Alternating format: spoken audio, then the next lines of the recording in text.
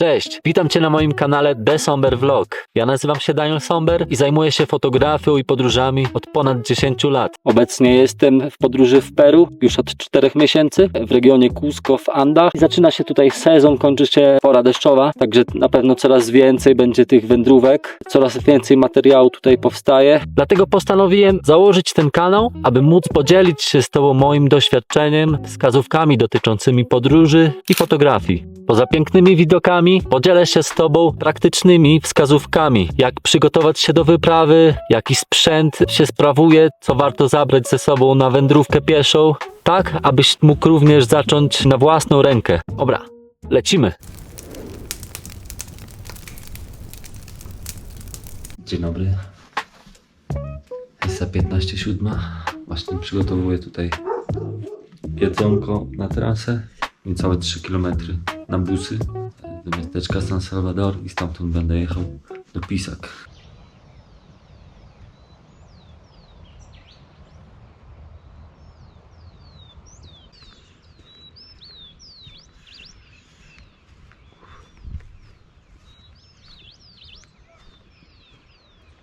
Dobra, jest 7 rano. Ja już jestem w drodze na busa. Mam jakieś pół godzinki drogi na ten moment. Także jest spoko. Dobry czas. Na razie nie pada. Chmury są bardzo nisko. To możecie zobaczyć. Rano jest tak zazwyczaj tutaj. Teraz się rozbudzę trochę po drodze, bo jeszcze wyszedłem taki trochę zaspany. Jedynie sobie podgrzałem herbatę, żeby napić się ciepłej po drodze. I wyszedłem bez śniadania, żeby nie tracić czasu. Też jest taki dobry tip, który polecam, bo no na śniadanie schodzi czas. A jednak szczególnie przy takich traskach jednodniowych, w sensie bez noclegu, ten czas jest taki bardzo wartościowy. Dobrze jest wykorzystać te godziny słoneczne na maksa.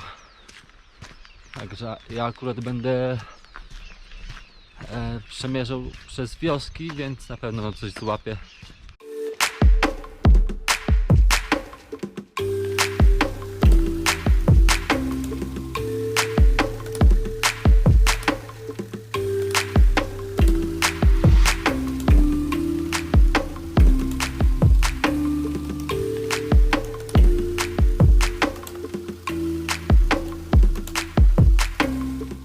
Dobra, jestem już w Pisac, więc mam dwa pomysły na dwie różne trasy. Jedna jest taka bardziej realna, krótsza i do zrobienia wszystko jest pieszo. No i druga jest ciekawsze miejsce, ale jest to trochę dalej, więc to zależy, czy uda mi się tutaj zorganizować jakiś niedrogi transport. Oczywiście bez problemu mógłbym wziąć taksówkę, ale jakoś no, robię te takie trasy budżetowe i to są takie opcje typowo turystyczne, że taksówkarz Cię podwiezie na miejsce, jeszcze tutaj weźmie rolę przewodnika, poczeka na Ciebie 3 godziny. No więc taka już bardzo gringo opcja, ale zapytam tutaj mototaksy, czy mnie podrzucą. Jako że to jest 10 km, to może niedrogo się uda tutaj z nimi dogadać. No i to są właśnie momenty, kiedy się przydaje hiszpański. Szkoda, że tego nie nagrałem. Ale zapytałem się tutaj taksówkarza, w sensie tego z mototaksówkarza, powiedzmy, nie? Czy mnie zabierze w to miejsce? No i on mi powiedział, że są busiki. Są busiki. Czego nie widziałem na żadnych blogach, na żadnych opisach.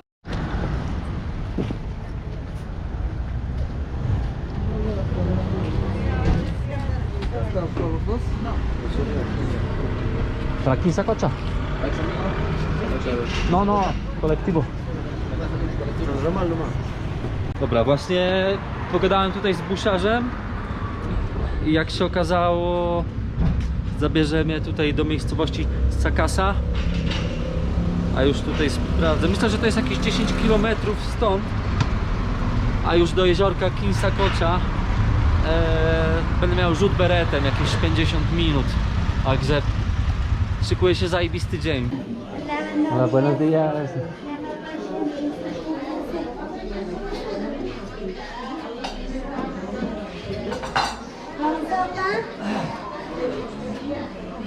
¿Ya tienes almuerzo, sí? Sí. Ah, genial. Yo uno menú con sopa y pollo al mani. Sí, gracias. Eso, Dobra, także 8 rano, a my już tutaj obiadek zajadamy, żeby mieć energię na trasę. No, jestem dość zajarany, bo wszystko fajnie się układa. Tip numer 1. Zawsze wstawajcie rano i wykorzystujcie tutaj poranki, bo wtedy dzień idzie jak z płatka. No, właśnie zjadłem obiadek.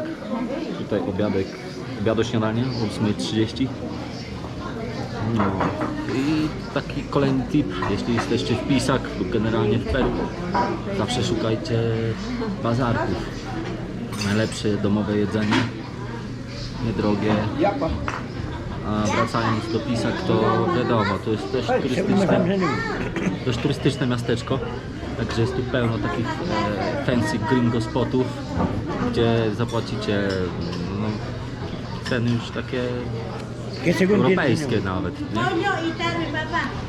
A jak zapłacicie mało, to dostaniecie też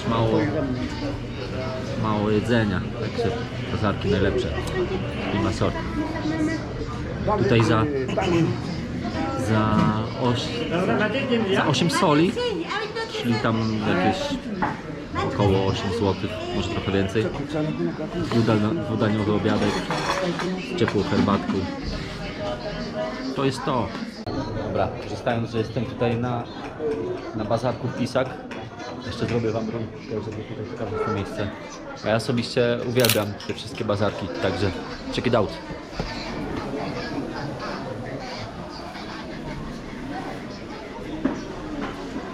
Ta kukurydza.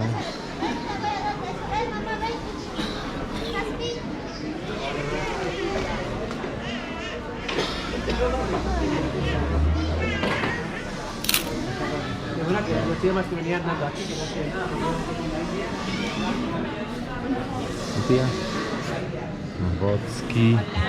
Hola, gracias. Soczki.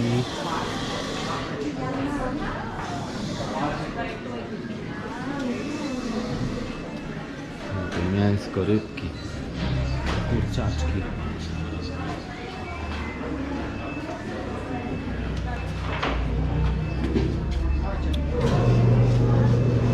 No, jeszcze jest górny poziom, ale ja lecę na busa, nie?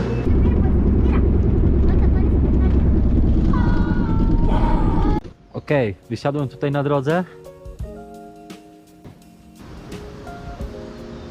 Tutaj właśnie widać moją ścieżkę.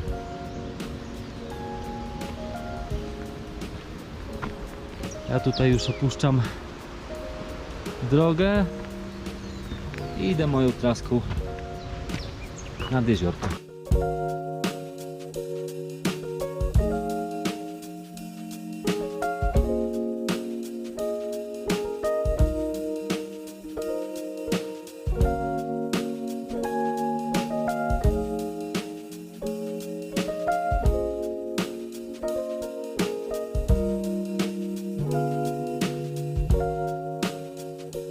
Miejsca, w którym wysiadłem, mam jakieś 2 godziny drogi.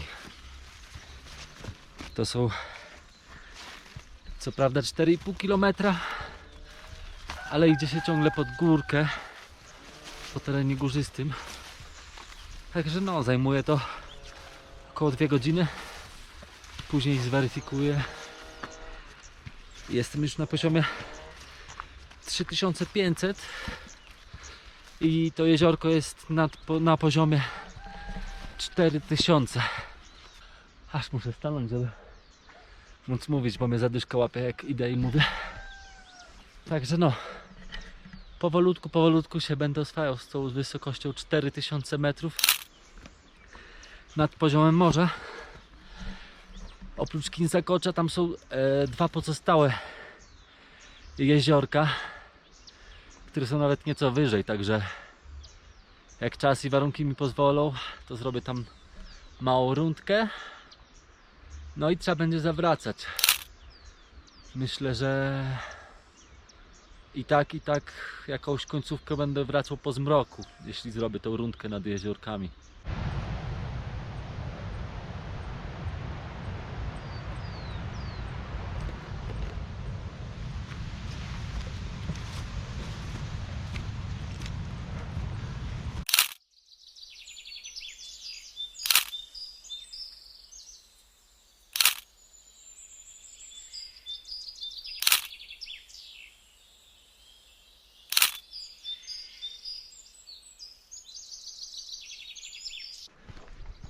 Ok, przeszedłem już kawałek drogi. Jestem na wysokości około 3900 metrów. Już czuję wysokość powoli. Także cieszę się, bo ciąg dalszy klimatyzacji trwa. Jak wspominałem, klimatyzuję się do wysokości około 4000 metrów. Przemierzam przez wioseczkę Paru. Już przekroczyłem granicę 4000 metrów wysokości i też to czuję. Takie generalnie lekkie zamroczenie, powiedzmy zaćmienie umysłu, co skutkuje tym, że ciężej trochę myśleć, ciężej zebrać myśli. Co akurat lubię w górach, no to, że trochę umysł może odpocząć w jakimś sensie, że ta aktywność umysłowa nie jest taka duża, że męczy się bardziej ciało.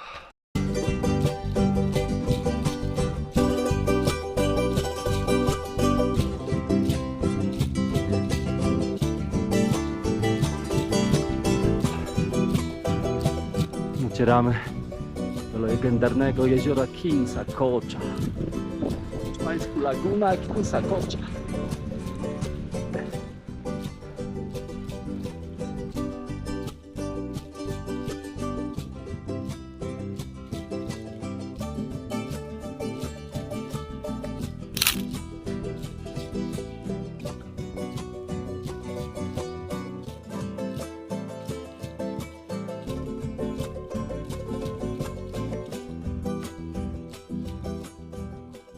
W tle widać jeziorko Kinsakocza,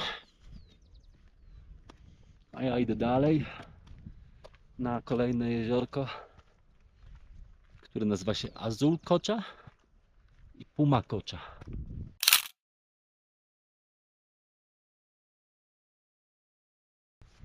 Niesamowity spokój w tym miejscu, cisza, nie ma jeszcze sezonu, także naprawdę i czuć tutaj taki pokój.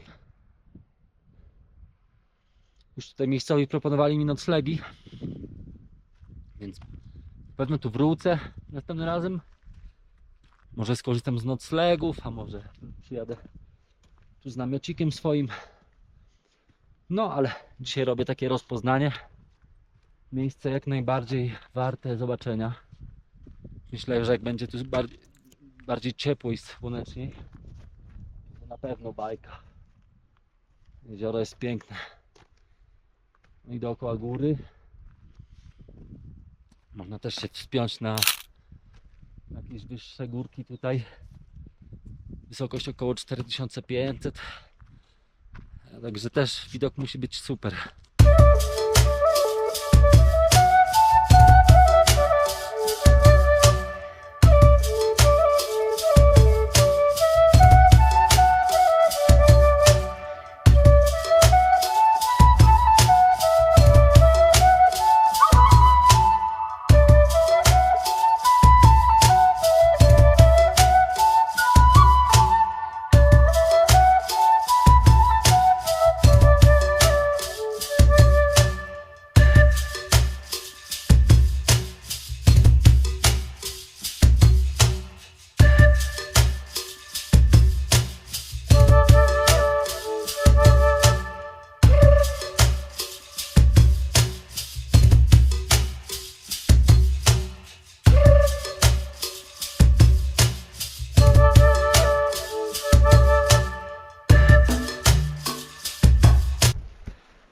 jest już południe.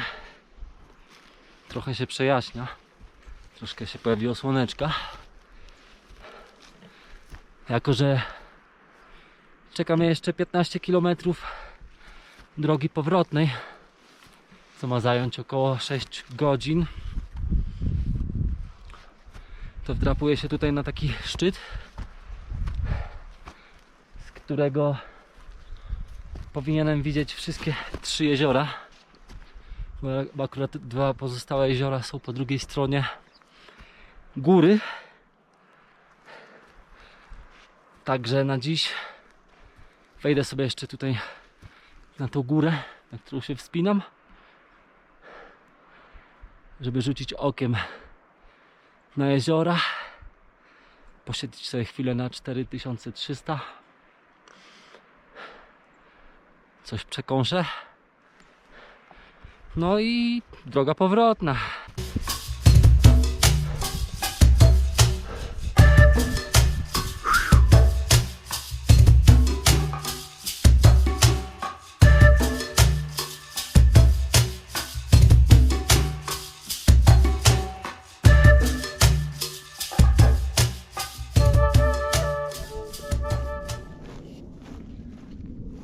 Ok, widać w tle już kolejne jeziorko, ponieważ jest już 13:30 prawie. Ja zejdę tutaj nad jeziorko, które nazywa się Azulkocza. No i z tego miejsca już będę rozpoczynał trasę powrotną.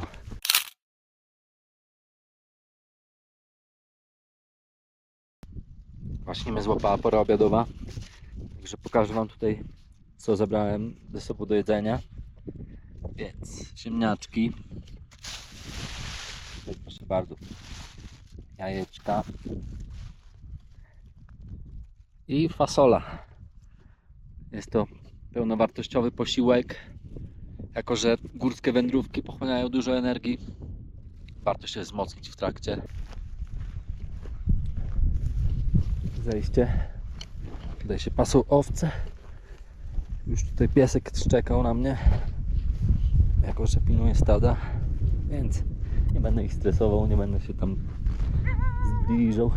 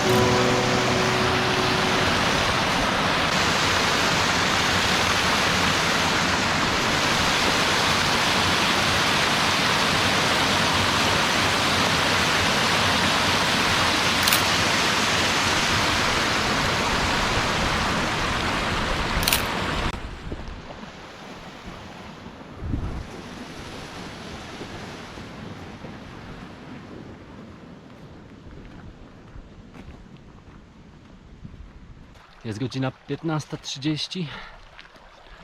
Ja ciągle jestem w drodze powrotnej. Właśnie patrzyłem na mapę i zostało mi jakieś 10 kilosków. No i właśnie też robię podejście na 4300 z powrotem. A potem będzie już z górki. Także trasa idzie dość spoko.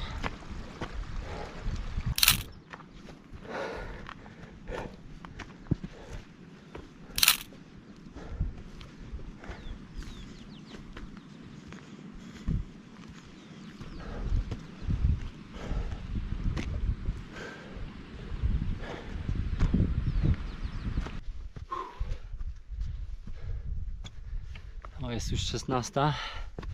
Ja ciągle robię podejście na 4350. No, pojawia się też mrzawka. Także przyodziałem tutaj kurtałkę. No i właśnie czuję, że to jest tak zwany moment kryzysowy w dzisiejszym dniu. Co znaczy moment kryzysowy? Nie znaczy to, że siądę, będę płakał i nie pójdę dalej. Bardziej chodzi o to, że czuję, że to jest jakiś mój limit. Zauważyłem, że też te wysokości 4, 200, 300, 500 ciągle są takie trudne dla mnie. Ale do rzeczy. Moment kryzysowy, czyli że dochodzę do jakiegoś punktu mojej strefy komfortu i każdy kolejny krok to jest właśnie rozszerzanie, takie rozpychanie tej strefy, nie? Że każdy krok kosztuje, jest trudny, ale jednocześnie czuję taką satysfakcję i że ta strefa komfortu w momencie kryzysowym się rozszerza. Także właśnie dla takich momentów, dla takich dni się robi właśnie te wędrówki. Dlatego idę z lekkim plecaczkiem. Jakoś ciężko mi wyobrazić, że szedłbym teraz z ciężkim plecakiem, ale wiadomo, to też inna bajka. Mógłbym w każdym momencie po prostu zadecydować, że koniec na dziś, rozbić sobie tutaj namiocik, gdzie miejsce jest od groma i zregenerować się, odpocząć, wyspać, zjeść i następnego dnia iść, ale dobra. Dzisiaj tak nie jest, dzisiaj muszę zdążyć na busa, także też jest challenge, nie? Że trzeba po prostu iść. Więc a propos takich jednodniowych wędrówek na lekko, jest to spoko. Można robić więcej kilometrów, iść wyżej. No i nie ma jak się zatrzymać i spać tutaj, nie? Już jest zimno dosyć tutaj. Także idę. Myślę, że jeszcze z 10 minut i dojdę na to 4350 i już będzie z górki. Także idziemy, let's go. Bum, bum, bum. Dobra, docieram na szczyt. Nie ma lekko.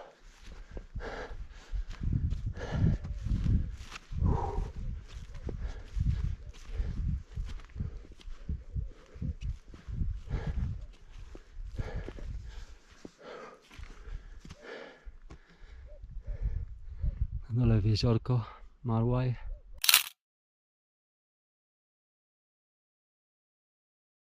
Na szczycie spotkałem ziomeczków, którzy akurat wsadzili ziemniaczki. No i dali mi tutaj tipa, że mogę się kierować do wioski Maska, co mnie łapie trochę bliżej. Mam tylko 2 godzinki drogi. Także mogę się zrelaksować, iść luźniej. No i na kwiecień, maj mnie zaprosili, żebym wrócił, że już mają być gotowe ziemniaczki. Mieszkają sobie tutaj przy lesie w chatce. Także no, piękna historia. Cisza, spokój.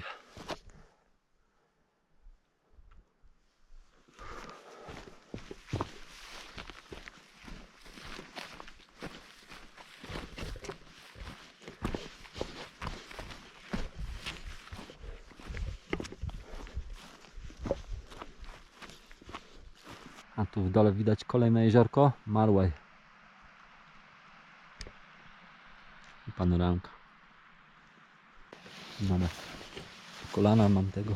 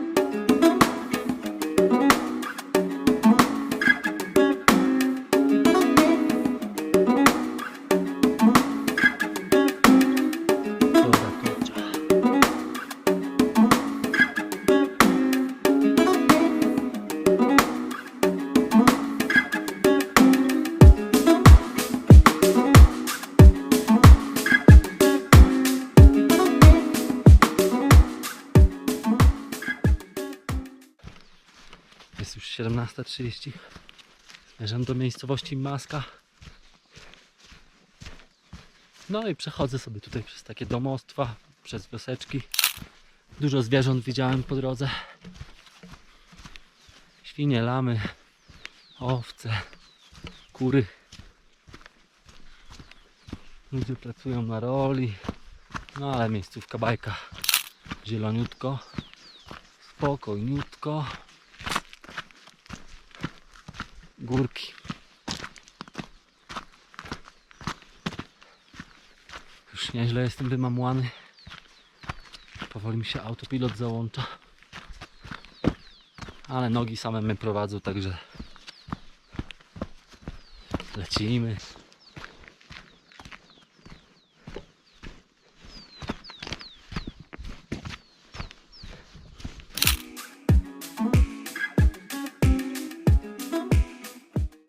No i tak jak mówiłem, wracam po ciemku. Jest właśnie 18. O, jeszcze ostatnie 4 kiloski mi zostały.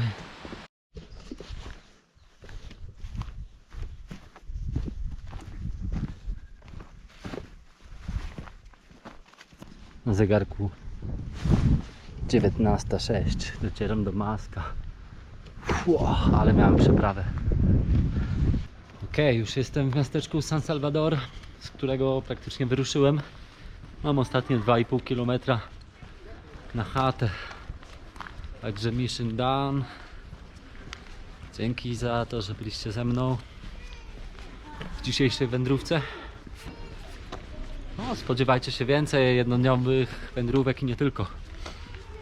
A, i zapomniałem dodać, jak to się potoczyła historia. Zszedłem z lasu, którym szedłem po ciemku z czołówką jakąś godzinę i no, zapytałem w sklepiku, czy tam, bo nie widziałem nic, po prostu droga i sklepik nagle jakiś i tyle, czy tu jeżdżą obusy, czy coś, i jedna dziewczyna też jechała, miała jechać do Pisak, także czekaliśmy chwilę na drodze, akurat ktoś przejeżdżał, zatrzymał się, za 3 sole mnie podwiózł do Pisak i elegancko wszystko się potoczyło. Dobra, idę do warzywniaka po parę jakichś rzeczy na chatę do jedzenia i spać, odpoczywać. Dzięki za obejrzenie tego odcinka. Jeśli Ci się podobało, zostaw suba i daj znać w komentarzu, co najbardziej przyciągnęło Twoją uwagę. Przypominam również, że możesz wesprzeć moją podróż, stawiając mi wirtualną kawę. Ogromne dzięki dla wszystkich, którzy już to zrobili. To wszystko daje mi mega energię, aby działać dalej i móc dzielić się z Wami tym doświadczeniem. Jestem już prawie pół roku w Peru, a przede mną jeszcze sporo do odkrycia. Do zobaczenia w kolejnym vlogu. Trzymajcie się, cześć!